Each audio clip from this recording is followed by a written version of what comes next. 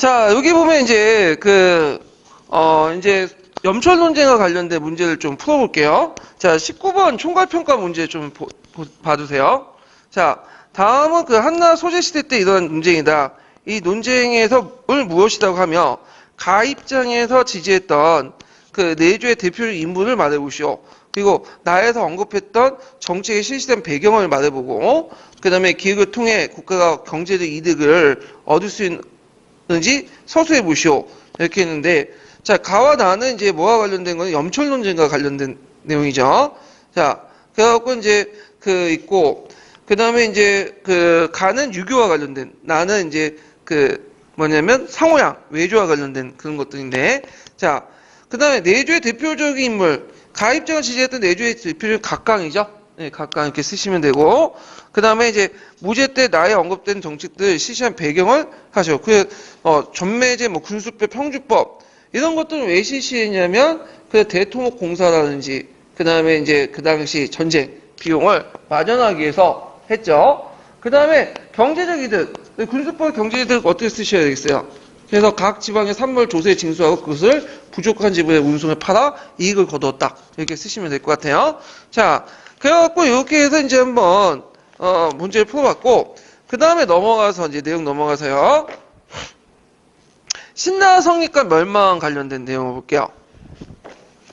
자, 한무제 이후에 권력 뛰어난 황제들이 등장하지 않아요. 잠깐 원제 정도? 그래서 그 원제 아까 얘기했죠. 원제 때 그 당시 이제 유교가 반학화됐다는 견해가 있죠. 예. 그 외에는 뭐 그렇게 비리비리한 황제들만 이제 등장했고, 되게 이제 나이 어린 황제들이 이제 즉위하게 되는데, 나이 어린 황제들이 즉위하다 보니까 누가 이제 실권을 장악하냐면 외척들이 실권을 장악해. 특히 내조에서 이제 보면 외척들이 이제 주로 상서나 중서 간직들을 얻으면서 이들이 이제 뭐냐면 외척들이 권한을 이제 강화시켜 나가거든요. 그래서 그 과정에서 외척이었던 왕망이 뭐냐면 정권을 장악하게 되죠.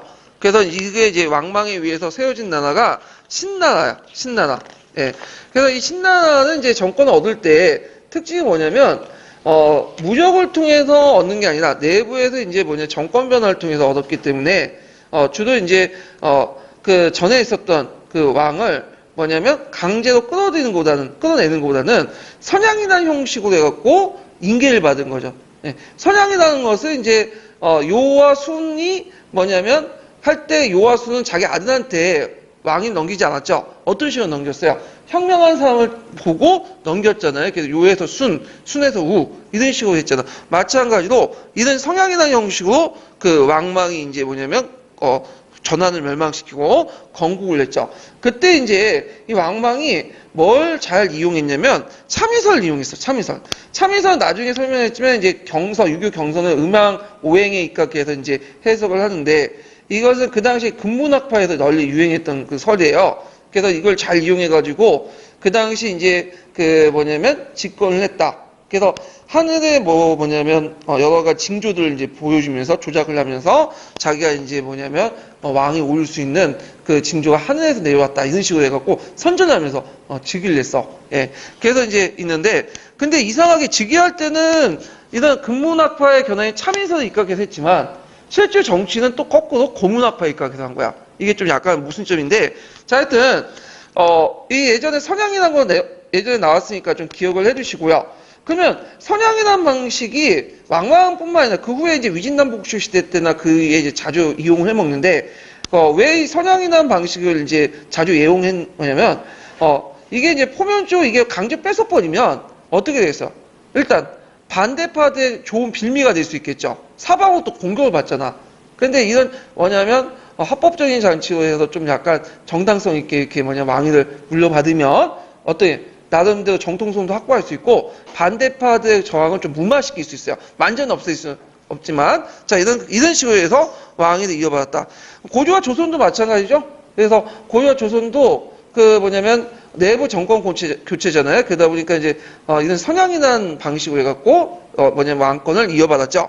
자, 그 다음에 이제 여기 정책 지향을 보면 복구적이다. 어디를 복구를 했을까요? 주나라. 그래서 주나라의 어떤 제도나 이런 것들 복구하려고 했고, 그래서 이제 내세웠던 책이 뭐냐면 주례예요. 주례는 아까 얘기한 것처럼 그 유교 경전이지만 이런 법가적인 어떤 내용이 같이 있다고 했죠. 그리고 주례는 기본적으로 주나라의 예법과 제도를 적어놓은 거야. 그래서 이 주례에 입각해서 했고요. 그 후에 이제 역대 그 뒤에 있는 왕조도 있죠. 왕조들의 개혁을 할 때 항상 이제 뭘 하냐면 왕한석 개혁도 있지만 주례 같은 것들을 내세워요. 우리나라도 보통 이제 조선이 건국할 때 정도전이 내세웠던 책이 두 가지가 있다고 했죠. 예, 맹자하고 뭐예요? 주례죠. 맹자는 고려 왕조를 뒤엎을 때 역성문을 이용했고, 주례를 이제 이용해갖고 조선 왕조의 건국의 어떤 제도를 만들 때 주례를 적극적으로 이용해서 하였다. 하여튼 이 주례를 입각해서 이제 뭐냐면 이상국가를 수립했고, 거기에는 아까 말한 것처럼 법가주의적인 어떤 성격을 내포하고 있다. 그래서 겉으로는 유교지만 이 정책들은 대부분 상당수 법가주의인 정책으로서 한무제 정책들 계승한 게 많아요. 자, 그래서 이제 간제도 이제 주례에 입각해서 주나라의 예법에 의해서 간제를 복구를 했는데, 그래서 이제 주에 보면 이제 주에 그 간책 중에 사보가 있었나 봐요. 그래서 사보를 두고, 그래서 태사, 태백, 뭐 국사, 국장 이런 걸 두고요. 그 다음에 상공을 뒀어. 대사마, 대사조, 대사공. 사장이나 해서 갱시장공, 위장공, 주장공, 전장공. 외우지 마세요. 저도 알고 있는 게 아니에요. 지금 보고 얘기하는 거예요. 자, 이런 걸 듣고, 그래서 이제 상공, 구경, 27대부, 81사. 그러니까 예전의 제도와 주나라 예법에 의해서 이제 제도에 의해서 만들어진 그런 제도를 혼합을 시켰고요. 그 다음에 주례 입각에서 간제를 기억하고 또 지명도 다 개혁을 했어. 그러니까 사람들이 혼란스러운 거야. 그래서 이런 간제와 개혁과 지명으로 행정 혼란을 불러일으켰고요. 의의는 이렇게 이제 보통 이름만 바꾸는 게 아니라 이름을 통해 바꾸는 동시에 뭘 하는 거죠? 시스템을 바꾸는 거죠. 그래서 종전의 어떤 이제 뭐냐면 신하들 신권 중심의 어떤 정치 체제에서 황제를 정적으로 중앙집권적 관료 체제와 이 관료 제도를 황제 이론적인 통치를 하기 위해서 했다. 그래서 이제 재민 지배 체제를 강화시키려고 했다. 왜냐하면 그 당시에는 이제 사회적 배경을 보면 어떤 세력들이 등장했죠? 호적 세력들이 등장했죠. 그래서 예전은 전원 초기까지는 황제가 직접 인민을 지배하는 재민 지배 체제가 어느 정도 됐는데, 이때 이제 황제와 민 사이에 누가 끼어들기 시작한 거예요? 호족들이 끼어드는 거냐. 그래서 안 되겠다. 호족을 제거하고 자기가 뭐냐면 이런 관료체제나 이런 것들 개혁을 해서 나중에 또 얘기하지만 호족세를 약화시키는 정책들을 통해서 재민지배체를 강화시켜 나가려고 했다. 근데 이제 이런 정책들은 시대에 역행하는 거죠. 왜냐하면 그 당시에 패권은 다 사회적 세력은 누구야? 호족들이 장악하고 있었잖아요. 자, 그 다음에 사회경제정책을 보면 그 당시 한말기 때 이제 여러 가지 형상의 노출의 경제가 이제 호족과 대상에 집중돼. 이 형상은 문경시대 때도 계속돼요.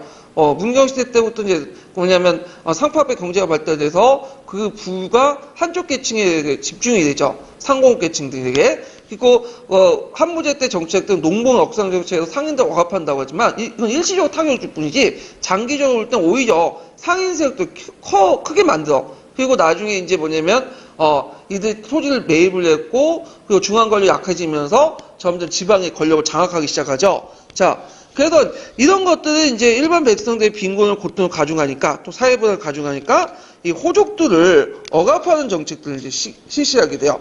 그래서 대표적인 정책 두 가지가 있는데, 하나가 뭐냐면 토지 국유화 시대.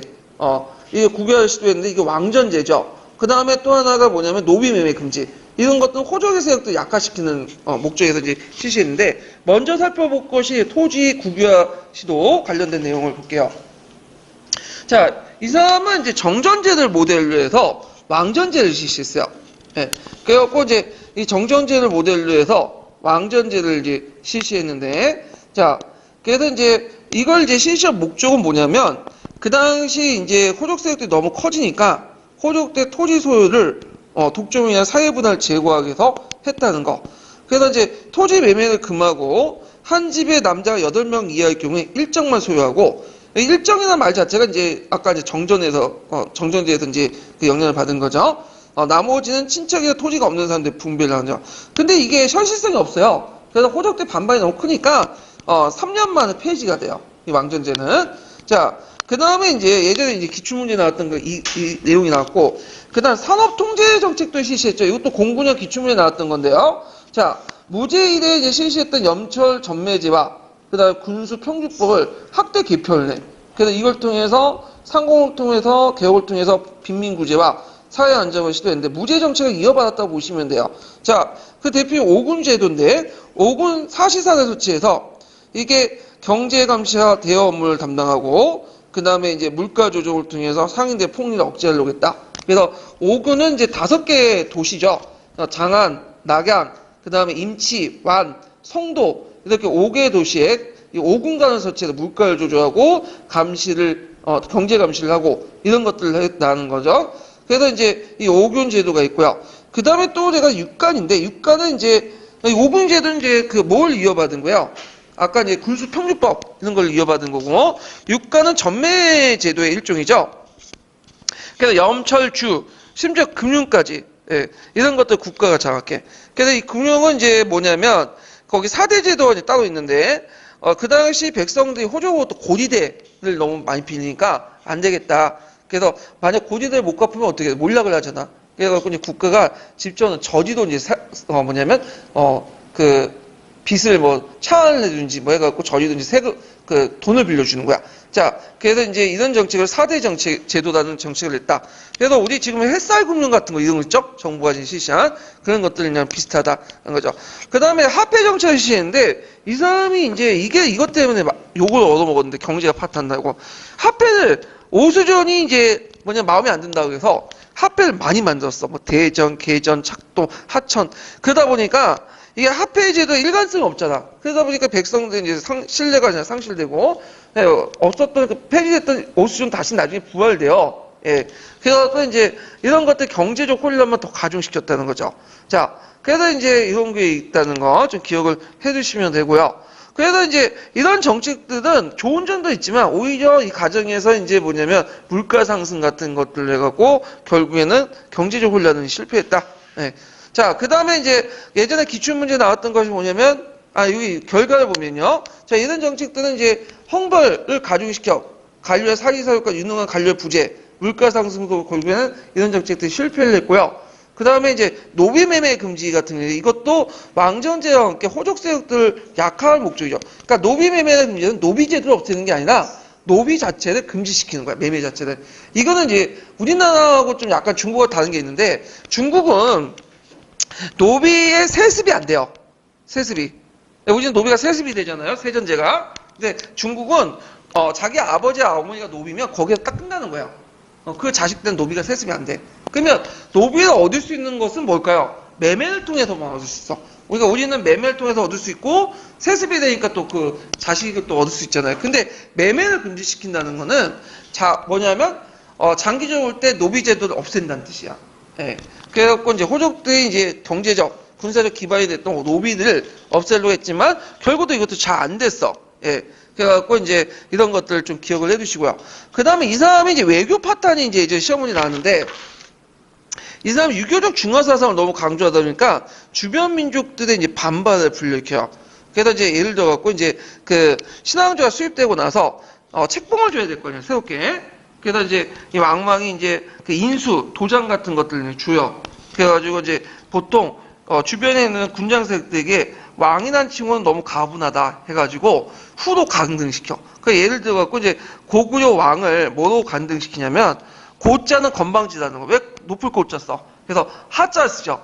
그리고 그 왕도 건방지다. 후로 강등시켜. 하 고구려 후 이렇게 이제 하는 거야. 그러니까 이제 이런 식으로 강등을 시키니까 불만이 있는 거지 이제. 거기다 북방에 이제 뭐냐면 홍려소원도 이제 반란을 일으키고 등등 해가지고 주변에 예전에 이제 한무제 때 이후부터 통제됐던 여러 주변 인물들이 들고 일어난 거야 그냥.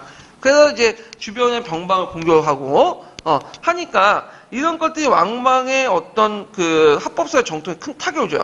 왜냐하면 그 당시 천인상간설이라는 게 있죠. 천인상간설 중에 제2설이 있고 정치를 잘 못하면 하늘에서 징조를 주잖아. 그 중에 여러 가지 별난이나 이런 거 주는데 제2 중에 하나가 자연적 재해도 있지만 이민족의 침입도 있어. 그러니까 이민족의 침입이 많다는 것을 이 사람이 정치를 못한다는 걸 하늘이 보여주는 거야.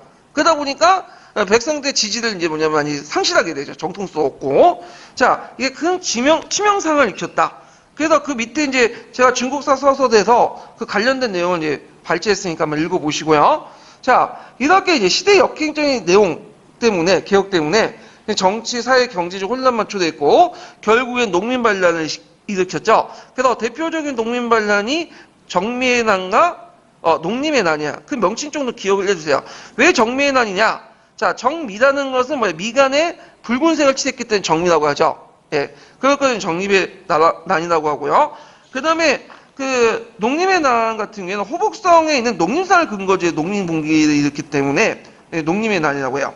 그래서 이제 나중에 이제 뭐냐면 호족 연합군이 이제 뭐냐면 악망을 부리치면서 뭐냐면 그 이제 이런 정미군이든 뭐 농민군이든 일단은 이제 뭐냐면 물리쳤지만 그 하여튼 이렇게 해서 이제 그 정미의 난이나 농림의 난 같은 난들이 일어났고, 그래서 이제 그때 이 반호족 정책 때문에 그 호족들이 반발하죠. 그래서 결국엔 남양호족을 중심으로 했고, 유인, 유수 형제들이 이제 중심으로 해서 반란을 일으켜가서 했어요. 처음에는 이제 유연이라는 그 사람이 이제 황제에 추대됐죠.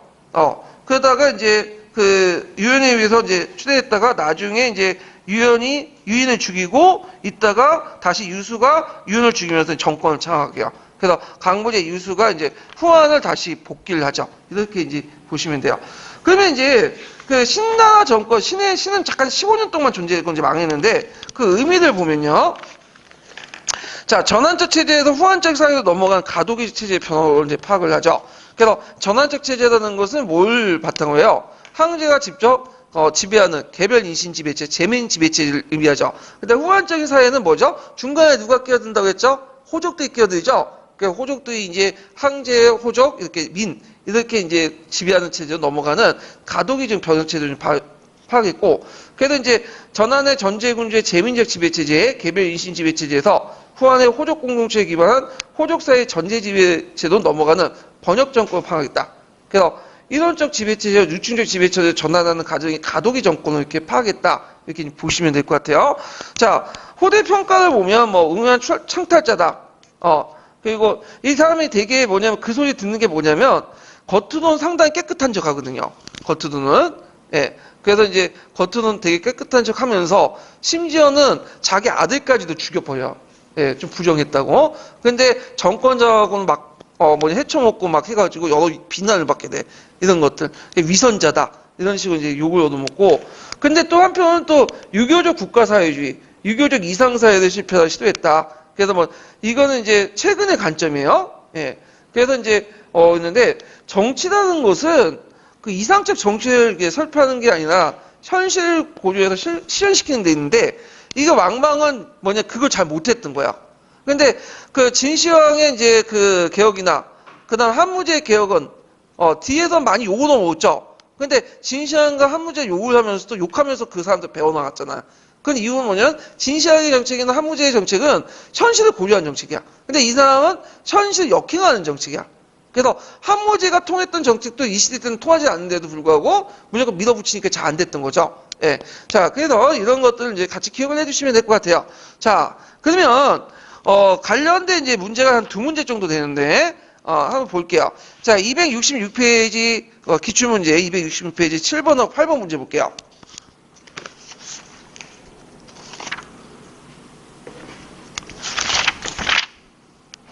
266페이지 7번.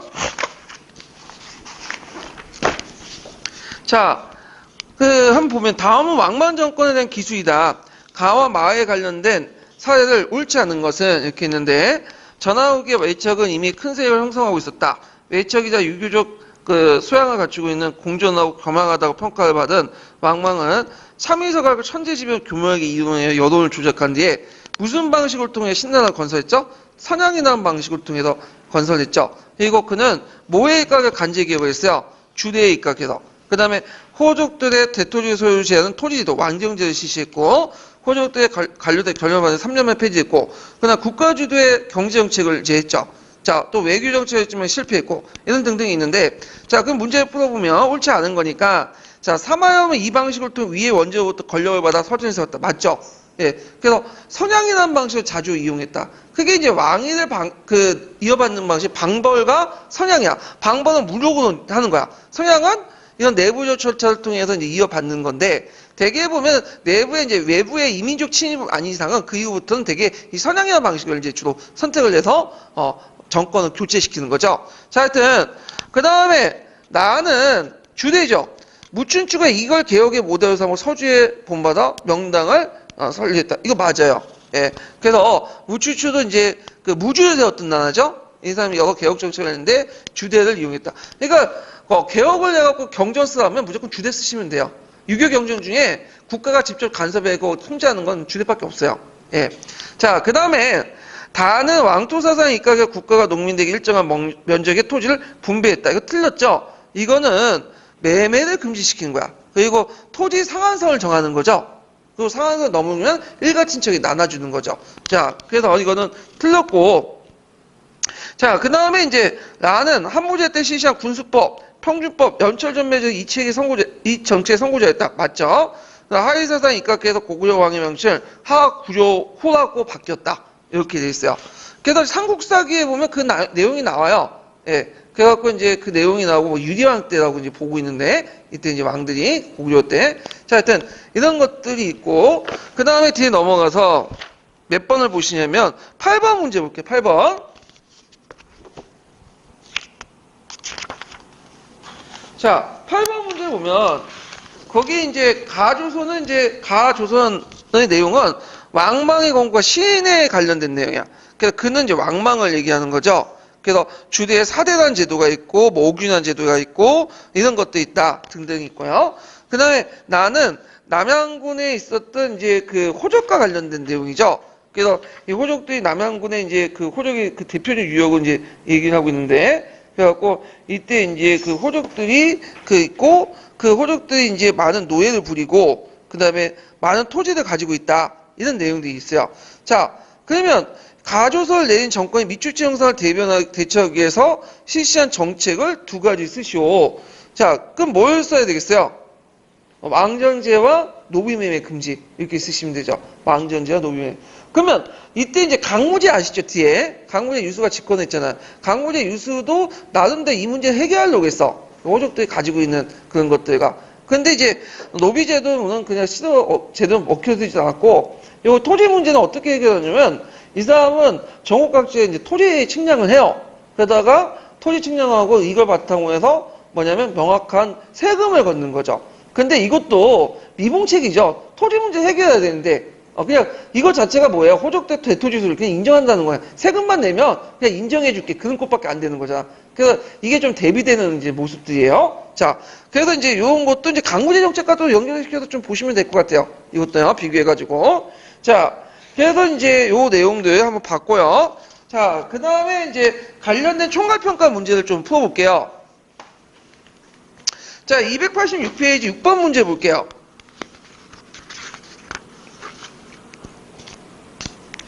자, 286페이지 6번 문제를 보면요. 자, 다음과 같은 정책을 실시한 왕조 때 일어난 농민 반란 두 가지 쓰시오.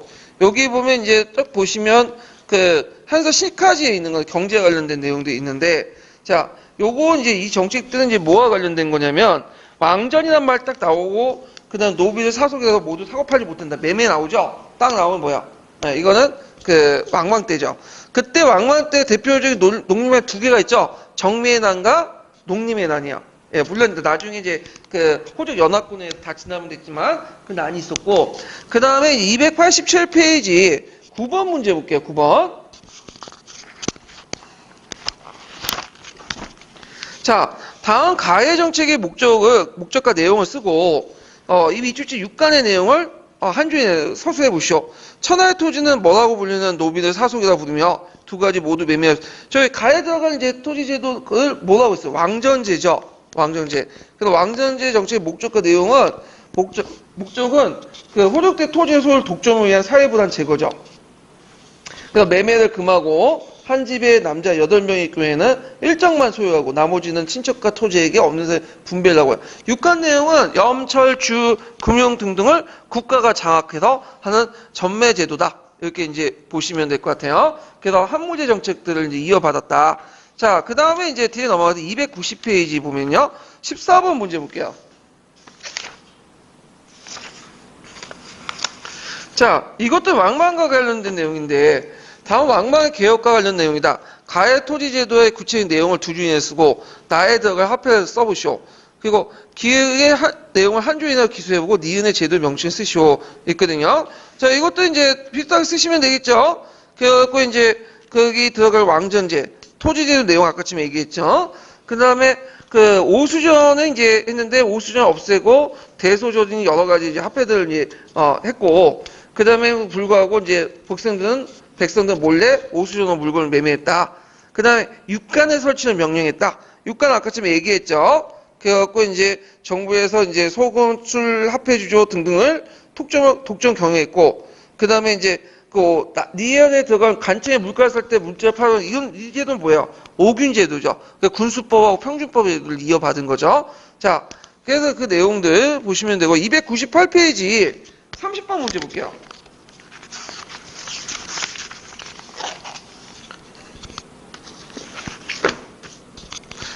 자, 거기 보면 이제 그 다음 가에 그 들어갈 말을 쓰고 그 다음에 기업과 관련된 정책을 두 가지 서술해 보시오. 니은과 디귿의 내용을 각각 기술해 보시오. 자, 왕망 정권은 그 중국 역사 처음으로 무력이 아니라 무슨 걸로 통해서 정권을 장악했죠? 선양이라는 형태로 정권을 했죠. 그 다음에 이제 호족세를 견제시키기 위해서 그런 이제 했던 왕전제 내용과 노비매매 금지 이런 내용을 쓰시면 되고 그 다음에 이제 니은의 오균제도 관련된 내용 쓰시면 되겠죠? 예. 그래서 이 오균제도는 이제 세금 징수, 물가 통제 그런 내용들, 그 다음에 육간제도 이렇게 쓰시면 될 것 같아요. 디귿의 육간제도 관련된 내용을 쓰시면 되고요. 자, 그래서 이제 이렇게 해서 이제 한번 이제 쭉 살펴봤어요. 자, 그 다음에 이제 넘어가서 후한의 정치 부분을 볼게요. 후한의 정치. 후한은 아까 얘기한 것처럼 전한이 망한 다음에 신라가 등장하고, 그 다음에 이제 신라를 멸망시킨 후한이 이제 수도를 장안에서 낙양으로 옮기죠. 그래서 이제 이것은 후한, 수도가 장안보다 낙양이 좀 동쪽에 있다 동안 이렇게 했는데 후한은 거의 뭐냐면 호족 연합 정권이에요. 그 당시 이제 그 기득권 세력가가 이제 호족이고 그리고 강모제 유수 또한 뭐예요? 호족 출신이죠. 예, 남양 호족 출신. 그래서 이제 후한이 이제 성립이 되는데 이 강모제 유수가 이제 왕족 출신이기 때문에 이제 뭐냐면 한이라고 했어. 근데 이제 후대학자들이 전에 있었던 한과 규별하게 된 후한이라고 부르죠. 그래서 이제 왕망 정책의 호족들이 반발로 왕족인 유수가 신을 멸망시키고 낙양에 도읍을 해서 호족 연합 정권의 성격이 강했다. 거의 고조와 비슷하다고 보시면 돼요. 그래서 이제 있고 이 강호제 유수에 관련된 정책들은 제가 이제 다 뺐긴 했는데 여기 보면 이제 일단 제가 이제 좀 불러드리면 수도를 남양으로 옮겼죠. 그래서 간중 지방의 중요성을 이제 상실된 낙양 지역이 이제 새로운 정치 문화적 중심으로 부각되면서 여기를 옮겼고요. 그 다음에 이제 상공의 권한을 약화시키고 상서대의 기능을 강화시켰어. 그래서 상공은 요전에 이제 뭐냐면 그 태의 어사대부 승상이죠. 근데 이제 내조 쪽에 있는 상서대의 기능이 점점 강화되고 항제권을 강화시키고요.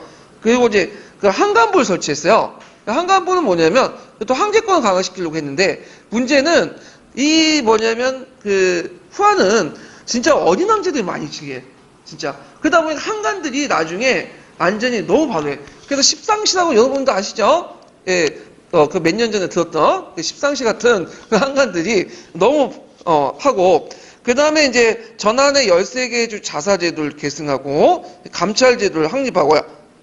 그 다음에 이제 오수전을 부활하고 그 다음에 이제 앞에 언급한 것처럼 그 당시 그 호족들 이제 정책들 관련돼 가지고 좀 약간 타협적으로 이제 노는데 왜냐면 후한 왕조 자체가 뭐예요? 호족들에 의해서 연합 정권이잖아요. 그래서 이제 여기에서 대토지 소유는 건드지 않아요. 다만 뭐만 이제 건드냐면 거기 이제 토지 조사 사업을 해. 그래가지고 일종 양전 사업이죠. 그래서 뭐냐면 그거에 입각해가지고 세금만 정확하게 징수를 하려고 해요. 이런 거. 이 정도고 그 다음에 이제 노비 해방령을 내려요. 노비에 대해서. 노비 해방령을 내지만 노비 매매 금지를 못해요.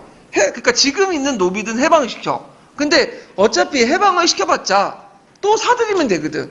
돈이 많으니까. 그래서 매매 자체에 금지를 못한다. 그래서 이런 것들이 호족하고 적당히 타협하는 정책에서 나왔고요. 그 다음에 유학의 장려 정책으로 낙양에 태학을 성립하고 오경방사를 설치하고 그다음에 절개의 호령을 통해서 후한 시대는 이제 호령가가 이제 유행했다고 했죠. 인물 등용하고 그다음 진병제를 폐지하고 전문적 병사제를 운영하고 항제 정통성 확보하기 위해서 뭐 봉성 의식을 향하고 이런 것들이 이제 뭐냐 동계나 뭐 한의 중에 있어요. 예. 그래갖고 이제 있고 그 사례 교리라고 해갖고 그 어떤 걸 물어보시더라고요. 사례 교리가 어디?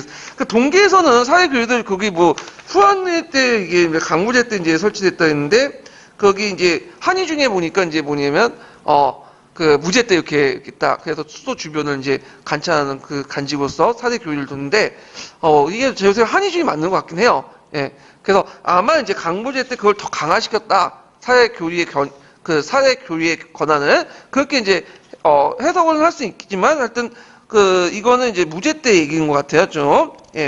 그 다음에 이제 우리나라하고 연결된 게 강무제 유수가 후에 이제 뭐냐 우리가 강무개혁 아시죠? 강무개혁. 강무개혁 할 때 강무개혁의 명칭이 강무제 유수에서 나온 거예요. 왜냐면 강무제가 이제 망했던 한나라를 뭐야 다시 중흥시켰잖아. 마찬가지로 우리가 이제 외세 침략이나 이런 걸 통해서 지금 조선왕조 명예 쇠퇴했지만 강무제 유수처럼 다시 부흥해야 된다, 중흥해야 된다, 중흥의식 이런 것들이 강무라는 그 연호에서 나오는 배경이 되죠. 자, 뭐 이런 거와 연결돼서 한번 보시면 될 것 같고요. 그 다음에 이제 이 사람이 죽은 후에 이제 그 다음에 즉위했던 황제가 이제 명제나 그 다음에 장제 때인데 명제 때 좀 기억할 게 뭐냐면 반초와 그 가명을 그 부하장수 가명을 이제 뭐냐 서역 정벌을 이제 하게 되는데 반초는 누구의 동생이냐면 여러분들 그 한서 아시죠? 한서 누가 썼어요? 방고 썼죠. 그 반시지만 되게 유명해. 그래갖고 이제 반초의 동생이 방고예요. 예, 그러니까 방고의 동생이 반초죠. 예. 그래서 이제 있고 그래서 이 사람이 이제 그 한때 이제 신나라 때 서역을 개판 쳐놨잖아. 한시가 상실되고 그래서 이제 이때 반초가 와가지고 서역을 개척을 해. 다시 홍나라 전쟁을 통해서 큰 공을 세우고 그래서 반초 반영을 파견한 홍로를 원종을 하고요. 그래서 이때 서역도를 설치하고 그다음 반초의 그 부하장수가 가명인데 이 가명이 어디까지 이제 가냐면 그 대진국 파견을 시켜. 왜냐면 중간에 한나라하고 대진국 간에 그러니까 노마 간에 뭐냐면 직접 교류를 하면 이득이죠. 중간 상인들 배제 없이. 근데 이제 그 도중에 갔다가 그 시리아 지역에 이제 안식국이 있어요. 그 당시 파르티아 나라. 근데 갔는데 이제 지중해만 건너면 되는데 뻥을 쳤죠. 이 지중해 건너는데 뭐 얼마나 많고 지중해 크고 바람이 많고 막 폭풍. 그러니까 쫄아가지고 그냥 온 거야. 그래서 결국에는 직접 교류가 안 됐다. 그 내용이 이제 있어요. 자, 그래서 이제 이런 내용도 있고요. 그 다음에 이때 이제 그 문화적 교류에서 시리아 그 비단길을 통해서 불교나 간다라 미술이 전래됐다. 그래서 요때 처음으로 불교가 들어왔다고 그래요. 그래서 불교 도입에 대해서 크게 두 가지 설이 있는데 전한설과 후한설이 있는데 되게 주는 후한설이에요. 그래서 근데 이때 이제 불교는 초창기 불교죠.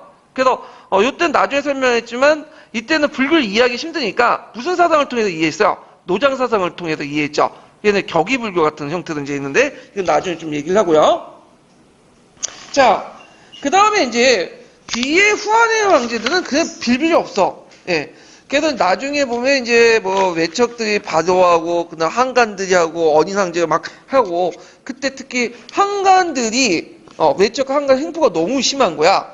그래갖고 뭐 두연이나 뭐 연연 그 다음에 등등 그 당시 외척 세력도 있었고 그다음 우리가 알고 있는 십상시 같은 그 한간 세력도 이제 있었고 특히 이제 뭐냐면 그 한걸 이선제가 문란을 하게 돼요. 원래 한걸 이선제는 이 문란은 이제 좀 약간 호적 입장에서 본 건데 되게 학론에 입각해서 추천한 다음에 나중에 그 시험을 보는 제도죠.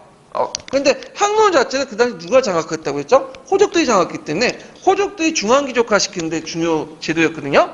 근데 중후기 때 들어가면 이 학론을 이제 그 호족들이 장악해서 이렇게 학론 이선제를 통해서 관리가 되는데 학론 무시해버리고 누가 하는 거야? 외척들과 한간들의 입장에 서 있는 사람들을 추천해가지고 뭐냐면 중앙간직을 올리게 돼요. 그러니까 이제 그 밑에 호족들 입장일 때는 뭐냐면 열받는 거지.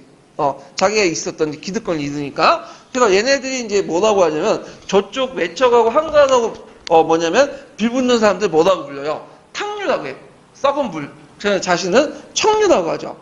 이런 식으로 이제 논쟁을 펼치게 되고 이것이 나중에 이제 서로 간에 뭐냐면 부닥치는 사건이 뭐냐면 두 차례 거쳐서 당고의 금이라는 게 있어요. 당고의 금. 예. 그래갖고 이제 있었다. 그래서 이제 이런 과정에서 이제 그 유교적 지식인들 반발, 청이 세력들이 형성되고 요때 이제 한가운데 썩어 빠졌던 걸 강조하려면 자기가 그만큼 깨끗한 걸 내세워야 될 거냐.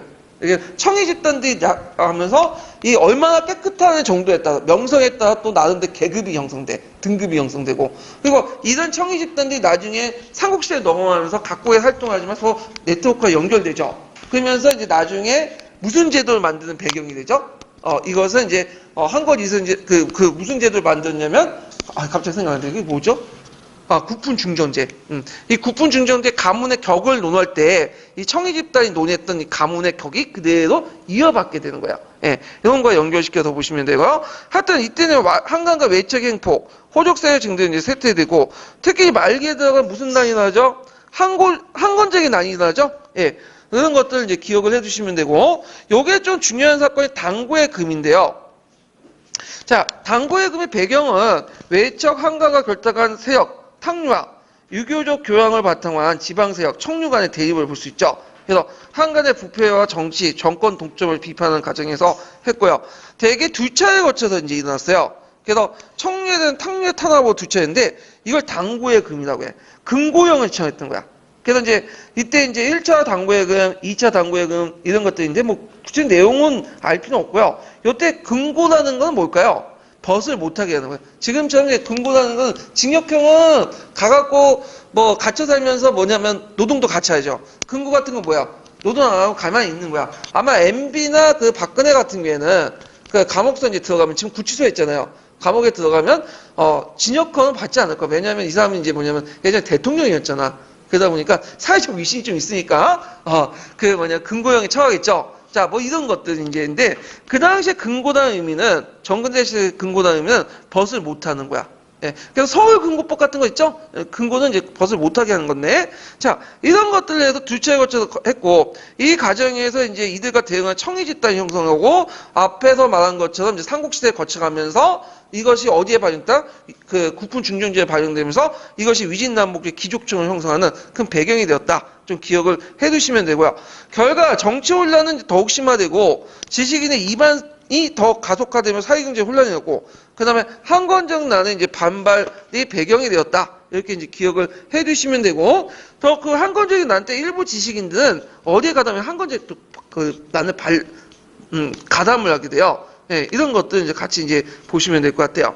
자, 청이 집단과 국분중재 형성 과정. 그다음에 이것들이 위진남북 시대의 어떤 기족사 형성. 이런 것들을 이제, 형성하는 과정들은 강자중국사에 되게 전문적으로 나와 있어요. 근데 우리가 그것까지 알 필요 없으니까 그냥 대충 이제 요약만 해가지고 그냥 알려드리는 거고요. 자, 그러면 관련된 그 총괄평가 문제를 이제 풀어볼게요. 293페이지 펴보세요.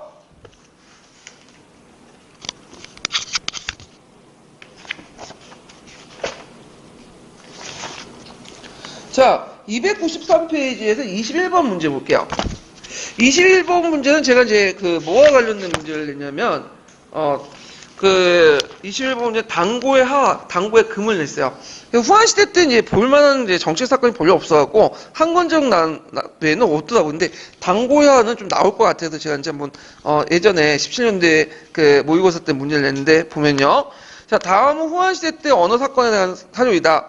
자, 이 사건의 명칭을 쓰고, 기획 당시에 그것을 무엇이라고 불렸으며 이때 형성된 정치적 배경을 서술해 보시오. 그리고 이 사건의 영향을 두 가지 말해 보시오. 자, 여기는 한자 영제시대 때 두 차례 당고의 금 같은 것들이 쭉 나와 있는데, 자, 이 사건의 금은, 사건의 그 명칭은 당고의 하죠. 이미 나왔네. 자, 지문 속에. 예. 자, 그 다음에 여기에서 기획을 당인들 그 당시 자기들끼리 뭐든 청이라고 했어. 청류. 그리고 이 정치적 배경은 언제 이들 청이 집단이 왜 형성이 됐냐?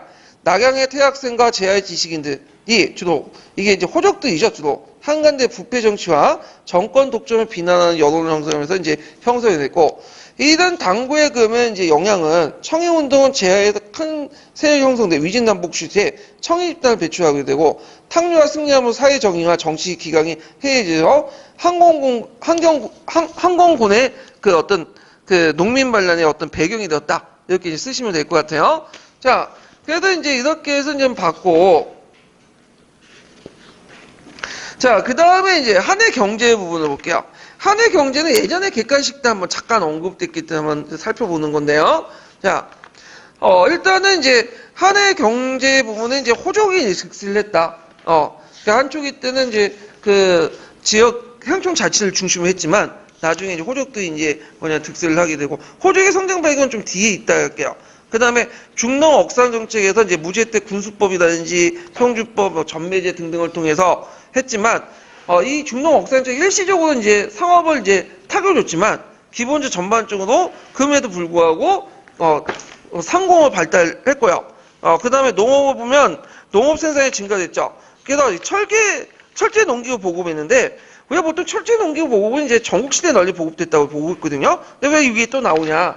이거는 뭐냐면 요때 한번 전국시대 보급되고 더 보급됐다고 보시면 돼요. 그래서 우리가 이제 철을 전매했다고 했잖아요. 그 이유가 뭐냐면 철제 농기구를 이제 널리 보급하다 보니까 철을 주조하고 판매하는 게 이득이 되는 거야. 그러다 보니까 이제 이렇게 이제 철을 이제 전매를 하게 되는데, 자, 그 다음에 우경법을 통해서 대전법하고 그 다음에 이제 구전법, 농업기술 이런 것들이 이제 발전이 됐다. 이렇게 이제 보는데, 여기에서 이제 대전이라는 건 뭐냐면 고랑을 만들어 요게 파종하는 거야. 예. 그래갖고 이제 이걸 대전법이라고 해요. 고랑. 보통 밭을 갈 때 이랑과 고랑이 있죠.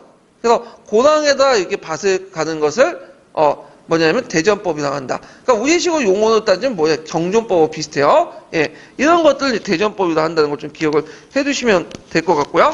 그 다음에 이제 이렇게 있고 여기 보면 이제 한진 농업 중심이다. 이건 왜냐하면 한진하는 것은 반농사 중심이에요. 그래서 되게 그 당시에 아직까지 강남이 본격적으로 개발하기 이전이기 때문에 되게 농업 생산을 주로 어디에서 했을까요? 강북 지역에서 했어. 그래서 강북 지역은 반농사 중심이죠. 예, 분식 같은 것도 발달하고 이런 것들을 이제 같이 기억을 해두시면 될 것 같아요. 그래서 하북 하남 지역에 이제 주로 농사 방법이니까 이걸 기억을 해두시고요. 그 다음에 여기 상공업이 발달해갖고 이제 화폐 통해서 오수전. 그래서 그 당시 화폐가 널리 유통됐다고 했죠. 그리고 화폐를 통해서 세금도 대납을 했어. 예, 그래서 이게 나중에 이제 위진남북조 시대 때는 다시 물품화폐로 돌아가다가 언제 이제 다시 양세법 때 세금을 내는 것처럼 양세법 이전에 한참 전에도 이렇게 이제 한나라 때가 화폐를 대납을 했다는 거는 그만큼 상품화폐 경제가 발달됐다는 걸 이제 보여주고 있죠.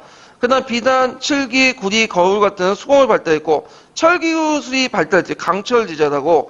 그다음에 수육 풀무나 대형 고도 같은 걸 사용했고요.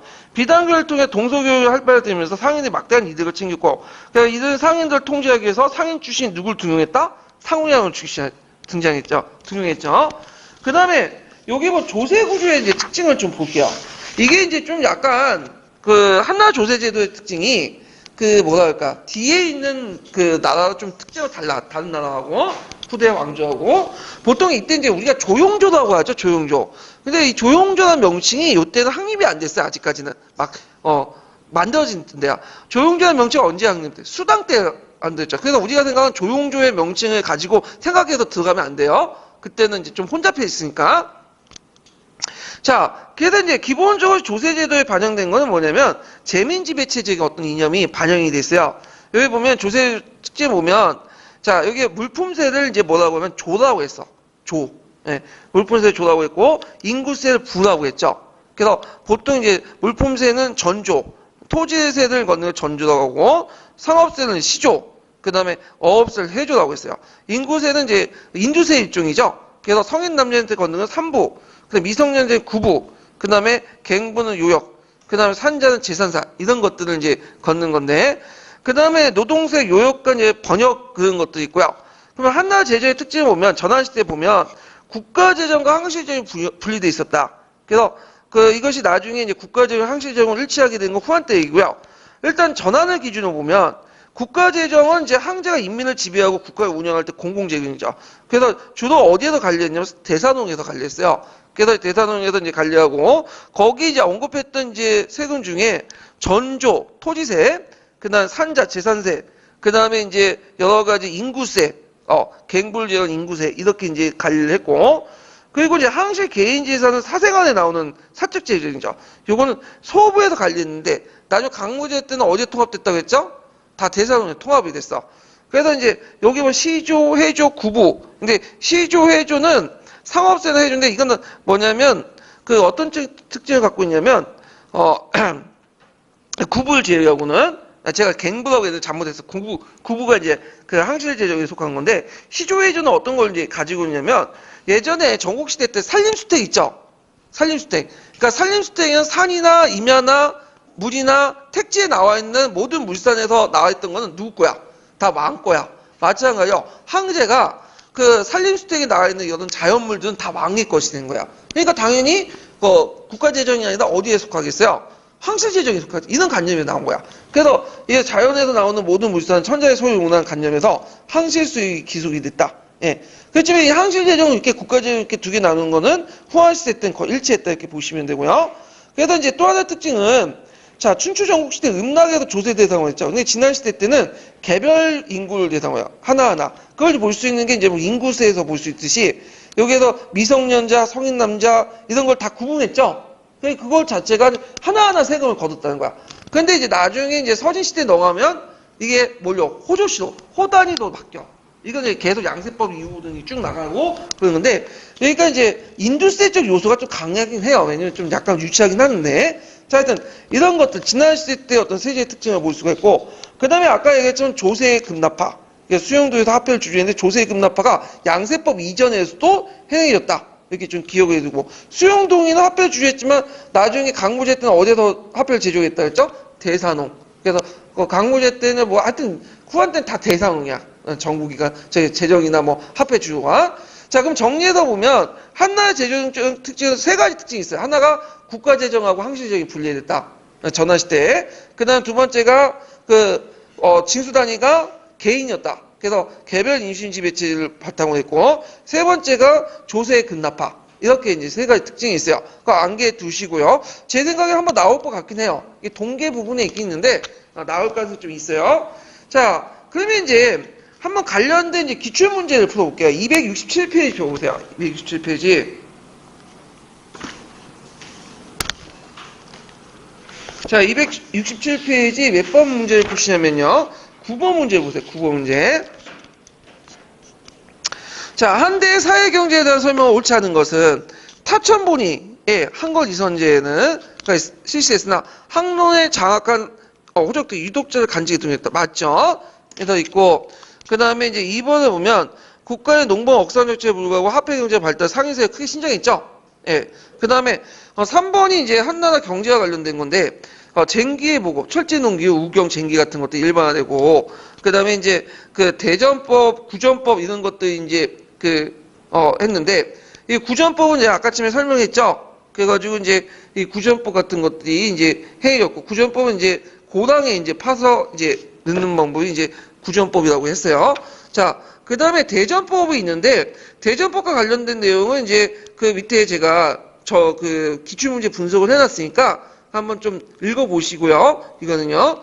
자, 그 다음에 이제 4번은 인민의 절대다수를 차지하는 소농민이 토지의 생산을 증가시켜 분홍을 발전하는 경우가 있다.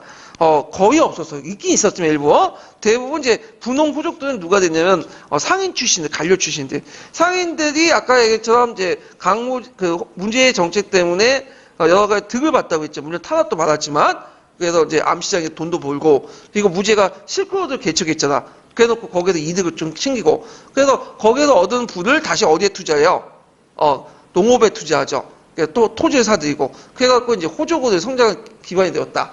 대개 보면 이제 정근 대신 다 그래요. 호족들 뭐냐면 상인들이 이득을 얻으면 새로운 사업에 투자하지 않고 어디에 투자해? 토지에 다시 투자해. 그래서 자신들이 지주가 돼버려. 예. 이런 형상들이 이제 전환시대 때 보이게 되죠. 그래서 요거는 이제 호족의 성장 과정하고 연결됐으니까 예, 답이 틀리니까 4번이죠. 그래서 이제 이렇게 이제 있고 그 다음에 이제 총괄평가 문제를 풀어볼게요. 300페이지 펴보세요. 300페이지 3번 문제. 300페이지 잠깐만요. 예. 300페이지 이게 잠깐만 34번 문제 볼게요.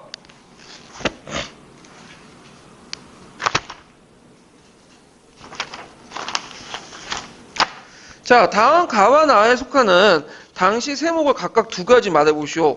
그리고 기획의 개혁 내용을 사료에서 나와 있는 간청 언급하는 써보고 니은의 의미는 민의 지배 방식 측면에서 쓰시오. 자, 최 교사가 이제 다음 사료 전환시대 때 재정 관련된 사료입니다. 자, 소부의 징수한 가는 뭐에 속하고 대산홍의 징수한 나는 어디에 속합니다. 가의 세목에 속하는 것은 이제 어딜까요? 이거는 이제 소부니까 항실재정, 대산홍은 국가재정 이렇게 쓰시면 되고요. 그 다음에 이제 이렇게 있고 그러나 후한 강부제 때 이완의 진수 토지도 개편했습니다. 어떤 식으로 개편했죠? 아까 얘기했죠. 항실재정과 국가재정을 하나도 뭐예요? 통합을 해서 소부에 들었던 걸 대산홍으로 개편시켜버렸죠. 이렇게 있고 그 다음에 이제 여기 있고 그 니은의 의미를 이제 민의 지배 방식 측면에서 서술하시오. 한나 조세제에서 인구를 내세웠다는 게 있는데 이거는 뭐냐면 가단이다 하지 않고 그 개별적인 상대는 재민지 배치제, 개별 인수지 배치제 강화했다. 이렇게 쓰시면 되고 거기 항실재정과 국가재정의 세목을 이제 쓰면 가의 세목에 들어갈 것은 이제 뭐냐면 시조, 해조, 상공업 수입세, 구보 이렇게 있고 나에 들어간 세금들은 전조, 경부, 산자, 산부 이런 게 있어요. 예.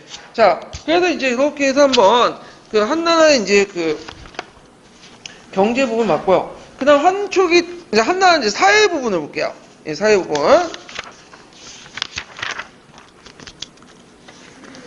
예. 아, 그래요? 아, 그거 안 했네. 일단 사회제도 보고 그거 할게요. 그거 해야지 연결될 수 있으니까. 예. 그래서 이제 사회제도 이제 볼게요. 근데 우리가 언제 했죠, 이거? 한참 된 것 같긴 한데. 3시 25분이요? 좀 더 해야 되겠네, 그러면. 자, 한쪽에 이제 사회 부분 볼게요. 자, 한쪽에 이제 한쪽의 구조는 보면, 대개 이제 군, 현, 항리로 이렇게 구성이 됐어요. 그래서 군과 현은 이제 관리가 이제 파견됐고, 항리는 향촌 자치를 바탕으로 한 거야. 그래서 향과 리는 이제 농민이 스스로 이제 자치를 이제 하도록 하게 되는데, 요게 좀 중요한 게 리라는 그 마을 조직인데, 자, 리는 이제 어떤 식으로 형성됐냐면, 전국시대 때 읍이 해체됐죠. 그래서 시족 공동체의 바탕으로 읍이 해체되는 과정에서 등장한 새로운 촌락 조직이야. 그래서 이 조직은 이런 조직은 종전의 읍이 혈족 바탕으로 된 거잖아. 근데 비혈족을 중심으로 다양한 사람들이 모여가지고 개척된 땅이나 아니면 그 저수지를 만드는 과정에 국가에 이제 동원돼가지고 그래서 니들이 이제 만들어졌는데 자 이렇게 해서 이제 있고 그래서 일단 이 니는 그 종전의 시족 사회나 화연적 구속에서 벗어나는 자유인들로 구성됐고 이런 것들이 이제 진나라가 통일되면서 사회적 경제적 배경이 편호제민이 뭐예요? 국가가 개입을 해갖고 호도 나누고 등록을 시켜서 그 뭐냐면 지배하는 방식 편호제민이죠. 이런 것들이 한나라로 이제 계승이 있다. 그러니까 그 밑에는 재민지배 체제가 향과 리에 깔려 있는 거죠. 자, 근데 여기 좀 눈여볼 게 뭐냐면 이게 이제 향과 리는 이제 재민지배 체제 안에서 이제 그 밑에 깔려 있다고 해도 향과 리의 문제를 국가에서 간섭 별로 안 한다는 점이야. 향과 리는 항촌사에서 자체적으로 자율적으로 하는 거야. 예. 이것이 이제 나중에 이제 누구한테 영향을 주냐면 명나라가 세웠던 누구죠? 홍무제 아시죠? 홍무제도 농민 출신이죠, 이 사람도. 그러다 보니까 이 사람은 한나라 초기 때 이 항리제를 상당히 동경하고 있었나 봐요. 농민 스스로 자기가 알아서 하는 그런 제도, 국가 권력은 최소화시키고. 그래서 이제 그걸 모델로 만든 게 이갑제 아시죠? 이갑제도 이렇게 연결시켜서 이제 보시면 돼요. 자, 그러면 항리에서 이제 국가 권력이 어떻게 이제, 이렇게 강화했나 보면, 자, 일단 두 가지 방법을 통해 국가가 이제 개입을 했어요. 자치적 운영에도 작제와 사인데, 이걸 통해서 이제 개별 인신 지배체를 강화시키고, 이를 일종의 국가 권력의 하부 단위 이렇게 편제를 시켰는데, 자, 작제와 이제 사는 뭐냐면, 일단 한간을 놓죠. 그래서 한간은 유효나 삼부나 삼노야. 이 사람들이 재직 유효자는 지방 관료 말단기구를 편입시켜요. 그리고 이들에게 이제 여러 가지 일을 시키는 거야. 그래서 향의 인민을 추천받아서 현과 군에 임명하는 향의 인민을 추천받아서 현과 군에서 임명하는 반간 반민적 성격을 갖고 있는데 이들의 역할을 보면 조세 할당과 징수, 요역 부담, 법률 소송, 제사, 를 대항했다. 네, 이렇게 있죠. 그 뭐하고 비슷하죠? 이갑제 때 그 뭐냐면 이장호들이 했던 역할 있죠. 이노인들이 했던 역할. 그대로 비슷해. 이런 것들 자치적으로 한 거죠. 그래서 이 한간을 뒀고요. 그 다음에 또 하나가 뭐냐면 이게 사인데 요 사는 뭐냐면 그 제사를 지내는 거예요. 근데 누구한테 이제 제사를 지내냐면 토지신에게 제사를 지내는 건데 원래 이 토지신에게 제사하는 건 하늘과 토지신의 제사는 누가 지내요? 황제가 지내는 거죠. 그래서 황제가 니에 들어가서 이제 제사를 지내는데 물론 황제가 일일이 모든 니에 마을에 파견돼 갖고 가가지고 제사를 지내는 건 아니고 그 황제의 명을 받은 한간이나 이런 것들이 사람 와갖고 이제 황제 대신 제사를 지내는 거죠. 그래서 이제 이렇게 이제 작제나 사를 통해서 제사를 통해서 뭐냐면 국가가 인민을 지배하는 그리고 한간은 거기서 보조적이고 그런 정책을 했는데 후한 시기 때 이게 바뀌게 돼. 후한 시기. 정확히 후한 시기보다는 전한 중후기 이렇게 보시면 되는데 전한 중후기를 거쳐 후한 시대 때 넘어가서 이제 완전히 바뀌게 되는데 국가 인민 사이에 누가 개입된 거야? 호족이 개입을 한 거죠. 그러면서 종전의 니다는 이제 마을 공동체 분기가 돼요. 그래서 촌이나 오로 이렇게 형성이 되죠. 후한 시대에 들어가면 촌이나 오는 이제 호족들이 자체적으로 방어를 하기 위해서 그 당시에 막 사회가 혼란하니까 도둑죄도 많잖아. 그래서 일종의 성벽을 쌓고 뭐냐면 그 주변에 이제 마을들을 소개시키고 거기 앉힌 다음에 주변에 이제 농토 갈 때만 왔다 갔다 하고 이제 통로하고 밤이면 닫고 이런 체제는 이제 초와 온이라는 조직이에요. 마을 조직인데 이렇게 했다. 자, 그래서 종전의 자치적 공동체가 붕괴되기 시작해요. 그다음까 이게 문제가 된 거야. 예전에는 뭔가 아프고 뭔가 뭐냐면 빈곤하고 못 먹고 못 살았으면 한쪽 자치를 통해서 뭐예요? 나름대로 규제를 냈었어. 근데 이런 그 규제 장치가 이제 사회적 보장망이 어떻게 돼요? 없어지게 되죠. 그러니까 사람들이 이제 국가 권력은 또 뭐냐면 중앙 권력은 그 역할을 또 못하죠. 왜냐면 호족들이 방해를 하고 또 거기다 그 한간 세력들이나 외측 세력 막 탄압을 하고. 그런 사람들이 이제 그 종전의 항총 조직에서 했던 여러 가지 사회 보장이나 이런 것들을 못하니까 국가 권력도 그걸 대응하지 못하니까 누굴 찾게 되는 거죠? 종교 조직을 찾게 되는 거야. 그때 이제 후한 말기 때 태평도와 오두미도가 그런 식으로 해서 성장을 한 거죠. 그래서 오두미도 보면 그 예를 들면 오두미도가 이제 그 입단할 때 쌀을 몇 두 받았다고 했죠? 5두 받았다고 했죠? 5두를 받을 때 그 중에 상당수가 뭐냐면 빈민들 규제들이야. 그러니까 예전에 항총 공동체가 했던 역할, 국가가 당연히 해야 할 역할을 누가 하는가? 종교 집단이 하는 거야. 그러다 보니까 종교 집단의 세력들이 커질 수밖에 없는 거죠. 예. 이거는 노마 말기일 때 국가 권력이 쇠퇴하면서 그 국가의 역할 기독교 공동체가 대신했잖아요. 그런 거와 연결시켜서 보시면 될 것 같아요. 자, 그래서 이제 이렇게 해서 이제 한번 한 초기의 사회 부분을 이제 설명했고, 그 다음에 넘어가서 이제 뭐냐면, 몇 번을 보시냐면 뒤에 넘어가서 제가 총괄평가 풀어봤나요? 아까 전에? 풀어봤죠. 자, 넘어가서 한건제의 난과 오두미도교를 넘어갈게요. 자, 요것도 예전에 이제 기출문제 나왔던 부분이에요. 그래서 한번 나올 때가 또 됐어요. 한건제의 난과 오두미도. 그래서 이제 보면, 자, 여기에서 이제 그 태평도 오두미도 같은 것들이 왜 후한시대 때 성장했냐. 그 이제 어떤 배경을 이제 좀 볼 필요가 있어. 이게. 자, 여기 이제 배경을 보면, 자, 일단은 이제 첫 번째 정치적인 특징을 보면 외적인 한간 세력의 호족대 결탁에서 정치적 혼란이 심화됐다는 거.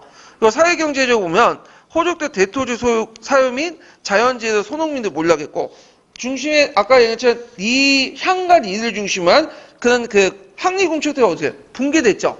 자급자족. 그래서 서로가 상호부조한 그런 시스템이 붕괴가 됐어요. 대신에 이제 그 호족들을 중심으로 해서 촌이나 오 같은 이제 조직들이 형성이 됐다고 했죠. 그 다음에 홍보학의 발달과 그 다음에 예교주의 유행으로 그 당시 유학의 영향이 축소되기 시작했고, 그러니까 예전에는 뭐 나름대로 황제 지배체를 구축하는 과정에서 국문학파 의견을 들고 등등 했는데 이제 들어오면서 이제 홍보학이 이제 확립이 되면서 이런 것들이 좀 약간 이제 잔재들이 없어지기 시작해요. 뭐 그런 것들. 그 다음에 군사적으로 보면 북방 이민족의 강조, 훈노, 선비 같은 측량. 이건 사회적인 어떤 불안을 틈타가지고 이제 종교조직이 형성이 되죠. 그게 이제 그 당시에 종교조직 두 가지가 있죠. 태평로하고 오두미도가 있어요. 태평도를 이제 보면요. 태평도는 항로 사상을 바탕으로 여러 사상을 흡수해서 항상 근데 이 항로 사상은 한 초기 때 국가 이념이었던 사상이죠. 무슨 사상과 무슨 사상이 결합된 거예요? 황제 숭배 사상과 노자 사상이 결합돼요. 예. 그래서 황제 숭배 사상, 이때 황제라는 건 뭐냐면 사망오제 때 그 황제 있죠. 그 얘기를 하는 거예요. 그래갖고 이제 여러 사상을 흡수해서 오도미도와 함께 위진남북제 도교를 발전했는데, 엄밀히 말하면 도교는 어디에 연결되냐면 거기 이제 태평도도 이제 간접적으로 연결되지만 이 오도미도와 직접 관련돼 있어요. 이 도교는. 그래서 우리가 이제 천사도 있죠. 천사도. 이 천사도, 뭐 신천사도 이런 것도 오도미도가 나중에 이름이 바뀐 천사도예요. 예. 그래서 이제 있고, 그래서 이제 이 태평도는 크게 이제 개인적 보신을 강조하고, 그 다음에 양색파 이런 것들 이제 있는데, 이런 것도 있고, 미신적인 어떤 요소들이 결합이 됐다. 그래서 이제 그 당시 이제 개인적 보신은 이제 자기 몸을 이제 강화시키는 거죠. 그리고 이걸 통해서 뭘 하기 위한 거는 불로장생을 깨하는 거야. 예. 그래서 이제 이런 것도 있고, 그 다음에 이제 또 사회분화로 종교 성격이 강화하면서 학문을 신격화시키고 이런 것들인데, 이 태평도가 이제 발전하는 과정에서 이들 자체가 군사조직을 만들기 시작해요. 그리고 나중에 장각이 이제 태평도를 조직을 하고, 그 다음에 이제 군사적으로 발전되면서 항건적인 난을 일어나기죠. 그래서 이제 항건적인 난은 이제 가정을 보면 농민과 지식계층의 반정부 성향을 이용했죠. 그래서 그 당시에 지식계층의 일부가 여기 항건적 난을 가담을 해요. 그래서 그 당고의 금 같은 거 있죠? 거기에 그래서 소외됐던 지식의 뭐 다는 아니지만 일부가 가담을 하게 되고, 그래서 신도를 군사조직하여 봉기를 하게 돼. 그래갖고 이제 그 내용들을 이제 좀 보면, 그래서 장각은 이제 그 당시 신자들을 어떻게 나눴냐면 대소 36방으로 나눠요. 그래서 36방으로 나누고 각기 수종을 두고 교단조직을 제기했는데, 거기에서 이제 이걸 바탕으로 군사조직을 만들기 시작하죠. 예. 그리고 이제 장각은 총공장공, 자기는 총공장공이 하고, 동생 장비는 뭐 지공장공, 장군이 나오고, 자장은 인공장군 해가지고, 부하들에게 이제 항색을 존중했는데 항건을 두르게 해. 그래가지고 이제 이들을 항건적이라고요.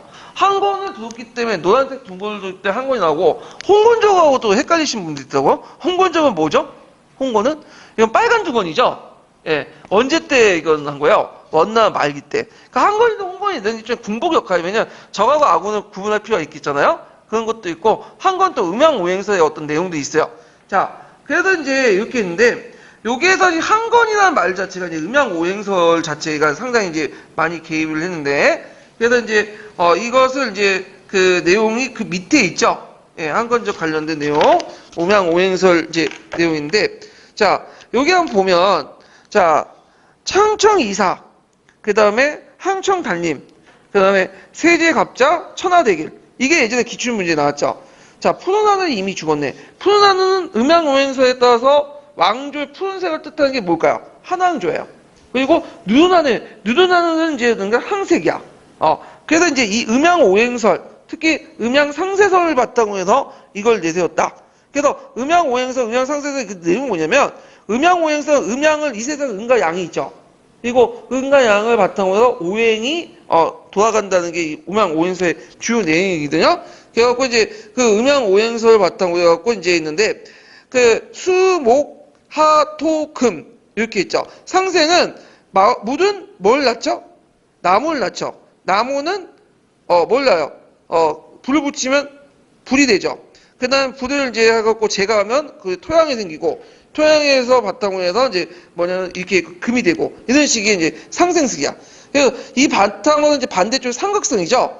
물은 이제 뭐냐면 불을 이기고, 불은 이제 뭐냐면 철을 이기고, 철은 뭐 나무를 이기고, 나무는 뭐 토지를 이기고, 토지는 다시 물을 이기고, 이런 식이 있는데, 각각의 그 뭐냐면 수, 목, 하, 토, 금이 뭘 상징해? 각각 왕조들 상징해. 그 중에 이제 푸는 거는 물이죠. 수덕이죠. 수덕은 뭘 상징할까요? 한나라를 상징해. 그리고 수를 대체할 수 있는, 상생서에서 수를 대체할 수 있는 게 뭐냐면 토덕이야. 토덕이면 뭘 상징해? 항색이죠. 그래서 자신을 항색이라고 해요. 항공군이야. 항건적인 아니라고 한 거야. 이런 식으로 음양오행설에 반영이 됐다. 이런 음양오행설에 따라서 이제 상생설과 상극설은 그 당시 이제 또 어디에도 반영돼 있냐면, 우리나라도 영향을 줘요. 조선이 건국할 때 정도전이 여러 문들을 만들었잖아. 거기 이제 한양에 그 문을 이름 붙였잖아. 이런 것도 그냥 오행설이 영향을 주게 돼요. 그래서 제가 이 부분에 대해서 자세히 모르지만 이 정도 이제 설명으로 넘어갈게요. 자, 한건전 안을 진압하는 과정에서 지방 호족들 군사력이 강화돼서 지방 하을거 형성도 일어나고 호족들의 새로운 지방 세력들이 등장하게 됐어요. 그때 난들 거의 지배했던 자사 출신들의 사람들이 이제 진압을 했고요. 자, 그리고 이들이 이제 나중에 할거에서 삼국지 주인공이 되죠. 그래서 원소, 원술, 동탁 이런 사람들. 예. 그다음에 오도미도를 보죠. 오도미도는 태평도처럼 이렇게 들고 일어나진 않아요. 얘는 조용히 성장해.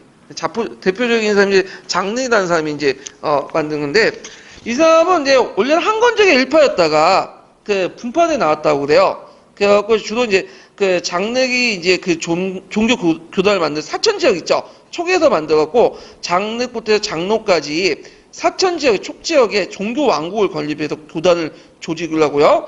그리고 이제 이들 중에 이제 물론 나중에 이제 조조에서 진압되지만 여기를 바탕으로 해서 나름대로 성장을 했고, 이들이 왜 오두미도라고 이제 하냐면 입단할 때 쌀 몇 도 받았죠? 5두를 받았기 때문에 오두미도라고요. 그래서 이 쌀을 받고 일종의 사회 구제 사업 같은 거, 빈민 구제를 했죠. 그래서 이 오도미도가 나중에 이제 이름이 뭘로 바뀌냐면 천사도로 바뀌어요. 천사도. 그래서 천사도가 이제 두 개가 있죠. 그래서 이제 하북에 있는 천사도, 강남에 있는, 강남에 있는 원래 천사도가 있었고, 원래 강남 지역에 이것이 이제 하북 지역의 분파가 형성됐는데 이게 신천사도야.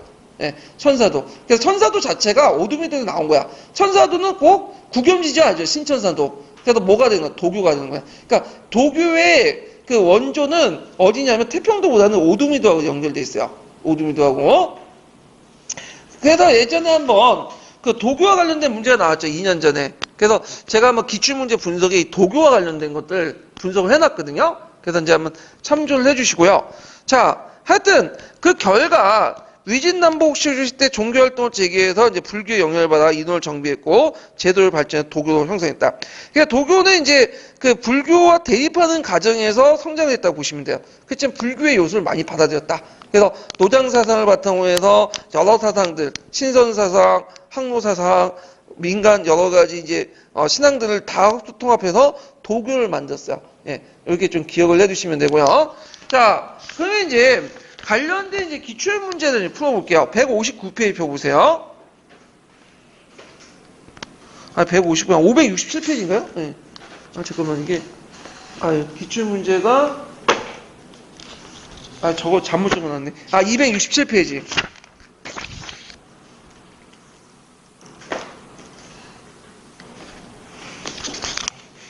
267페이지 10번 문제 볼게요.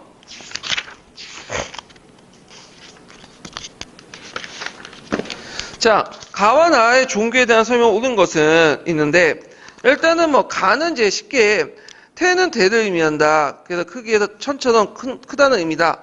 이렇게 있고, 천보다 큰 것이 없다. 평원 정치가 태평군하여 등등 태평도와 관련된 거고, 나는 이제 요 오두미도 해가지고 이제 그죠? 오두미도는 이제 아까 의사제도를 둬가지고 그 당시 이제 불쌍한 사람들 도와준다고 했죠? 네.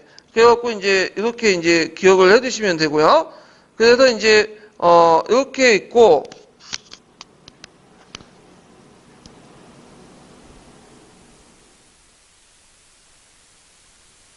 자, 그래서 이제 보면요, 1번 문제 보면 가 지도층은 파라는 사천선이에요. 사천선 지금 한중 지역에 30년 동안 독립적인 어떤 종교 왕국을 만들었다. 예, 맞죠? 그래서 그 당시 이제 틀리죠. 예, 틀리죠. 이건 나와 관련된 거죠. 오두미도하고. 그래서 오두미도는 한동안 이제 독립적인 종교 왕국을 만들었죠. 그래서 이런 것들과 이제 연결시켜서 보시면 될 것 같고요. 그 다음에 2번을 보면, 가신도든 입교할 때 5마리 쌀을 바치면 미적이다 불렸다. 요거는 어디와 관련된 거예요? 태평도가 아니라 오두미도와 관련된 내용이고요. 나신부, 지도층은 청인을 바탕으로 한간 세력들과 전한과 북배상을 통일해 비판했다. 이거는 이제 그 청일 집단을 얘기하는 거예요. 이거는 관련이 없고. 그 다음에 나의 신도든 갑자년에 맞아 새로운 국가 항천이 수입을 목표로 해서 했다. 이거는 음양 오행설 바탕으로 해서 이제 태평도와 관련된 내용이죠. 가와 관련된 거고. 그 다음에 이제 그 구겸지가 가와 나의 교리를 아울러 교단의 의대를 정비해서 자신의 종교를 독일화했다. 네, 맞죠? 예. 그래갖고 이제 구겸지인데 엄밀히 말하면 이제 태평도보다는 오도미도 쪽이 좀 가까워요. 예. 그래서 이게 좀 나오고 나서 뒤에 이제 구겸지가 나온 거잖아. 예. 그래서 이제 요거 연결시켜서 17년 기출문제가 연결돼서 한번 이제 봐주시는 것도 괜찮을 것 같아요. 자, 그래서 이제 이렇게 해서 한번 봤고, 자, 그러면 관련된 총괄평가 문제를 풀어볼게요. 총괄평가 291페이지 펴보세요. 291페이지. 17번 문제 볼게요.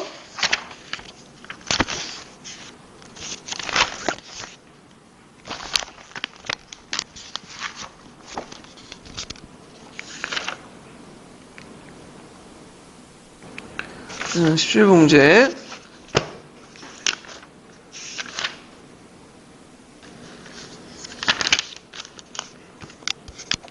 자, 다음 설명하고 있는 종교 집단의 명칭과 명칭의 유대를 각각 써보시오. 그리고 이제 이러한 종교 집단의 세력이 형성했던 배경을 경제적, 항충사회적 변화 측면에서 각각 서술하시오. 여기 보니까 이제 오도미드와 관련된 내용이 있죠. 그래서 그 오도미드의 명칭은 이제 아까처럼 쌀을 입단할 때 오두를 바치는 데서 했다. 또는 질병이 치유되면 쌀 오두를 바치는 데서 비롯됐다. 이런 것도 있고요. 자, 그 다음 태평도나 오도미드의 이제 그 당시에 이제 경제 변화 측면을 보면 지방의 호족들의 대토지가 사유되면서 항충사회 파탄, 천재와 기근이 계속되어 농민의 만성적 기아 상태로 빠지게 되고요.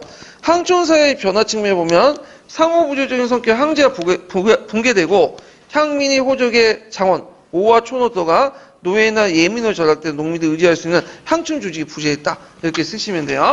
자, 그 다음에 이제 몇 번을 보시냐면요. 302페이지 펴보세요. 302페이지 30번 문제 볼게요.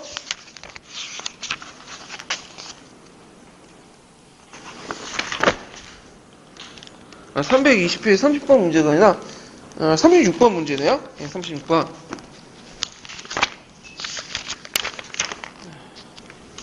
자, 다음 자료 A와 B에 공통적으로 들어갈 수 있는 사상을 써보고 기획과 니은이 확대된 배경을 사회적 측면에서 서술해 보시오. 그리고 니은의 교단의 명칭의 유대와 후대에 미친 영향을 각각 기수해 보시오. 이렇게 있는데, 자, 자료 A에는 이제 가 해가지고 이제 가는 한 촉이 때 한 제국의 정치를 주도한 사상일 뿐만 아니라 지배층 간의 어떤 신봉되어 일세 풍미되었다. 한무제 때 유학이 국하고 책택된 이후에 점차 쇠퇴했다. 자, 여기 가에 들어갈 것은 이제 뭘까요? 예, 항로학. 예, 이렇게 항로의 술 뭐 이렇게 쓰시면 되겠죠.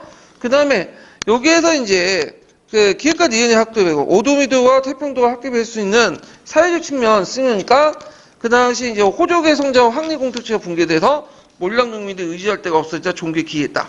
명칭의 유대는 아까쯤 얘기했고 그 다음에 이제 그 영향은 오도미도는 어디에 영향을 미친다고 했죠? 위진남북 시대 도교 성립에 영향을 미쳤다. 이렇게 쓰시면 될 것 같아요. 자, 그래갖고 이제 이렇게 해서 한번 쭉 이제 살펴봤고요. 그래서 이제 좀 쉬었다가 그 한나라 이제 호적 세력의 성장 과정을 좀 볼게요.